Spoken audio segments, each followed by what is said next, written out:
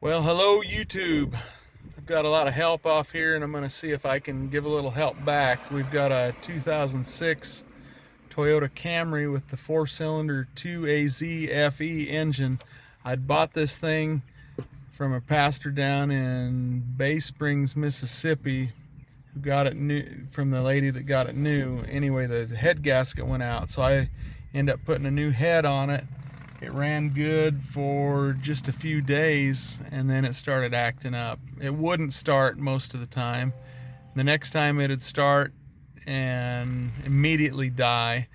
The next time it'd start and maybe run rough.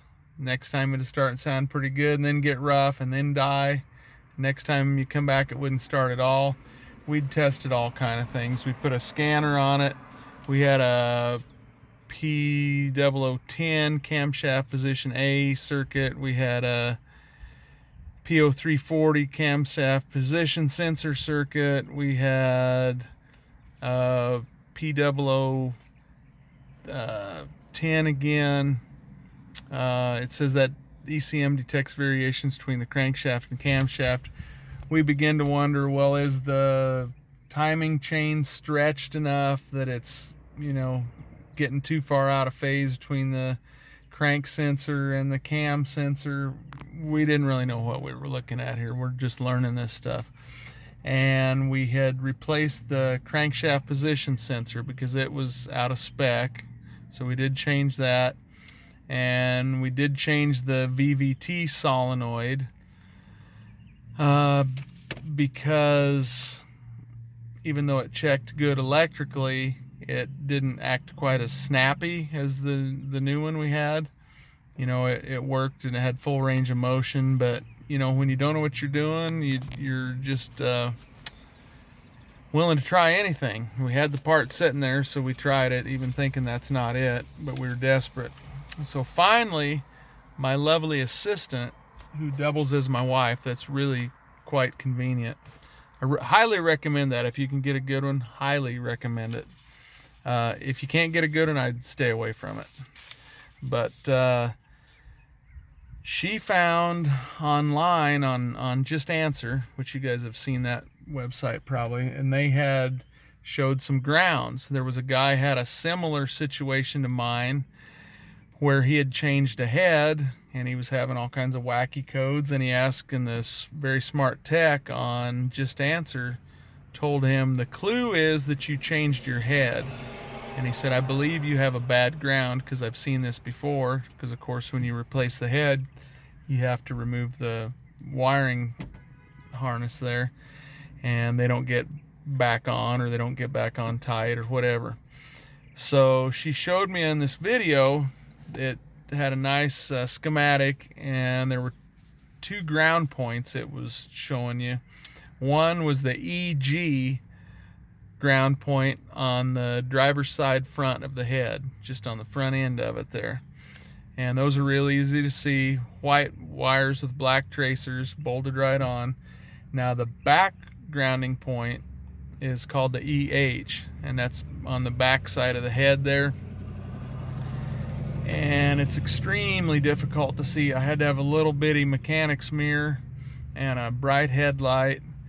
And if you go down on the back side of the head, driver's side, where the plastic intake manifold makes the little horseshoe shape, the little tunnel, it's on the bottom edge of the tunnel on the left hand side, driver's side, just barely on the end of that tunnel there. Really difficult to see. My other video shows it, and there are about 3 ground wires bolted on there, if I remember. And again, they're white with black tracers, and extremely difficult to get at, but it is doable with a little 1/4-inch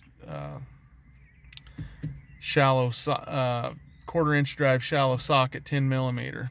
So the bolt's a 10mm head on there, and I was able to get my hand down in there and with the light and mirror see that the ground wires, the little rings, were just sloppy loose on that bolt. So with great expectation and hope, because I know those grounds are important, we tightened it up, and thank God the thing is running great. We drove it about 60 miles last night. It starts up great, runs good, no codes. So I just wanted to put this out there to help some of you guys that may be running into the same thing. And I know it's cliche when you see guys on forums asking questions. Everybody's always saying, did you check your grounds? Did you check your grounds? And there's a reason that that's cliche that gets said all the time, because it's very important and it's very common to have a bad one, a dirty one, a loose one, not even hooked up or whatever. So that electrical circuit does not have a complete circuit if it doesn't have a ground, because it's using your engine block or your frame as part of the wire, is essentially what's going on. So its path back to the battery, you got a short wire hooked onto the block or hooked onto the frame, and then you got another little ground strap coming off the block or the frame going back to your battery. So they're using that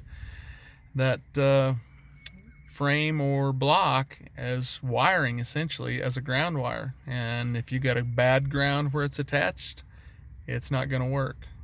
And especially on these ECMs, these computers, they need a good tight ground, and it was very confused.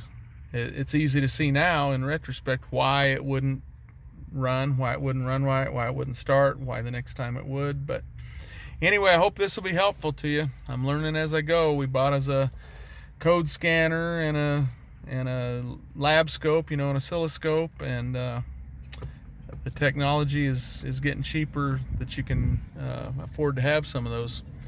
Better than taking it to the dealership. But thank God we didn't have to have the car. We were able to let it sit until we figured it out. So be kind in the comments. This is one of my very first videos. I'm just learning how to do this. God bless you all.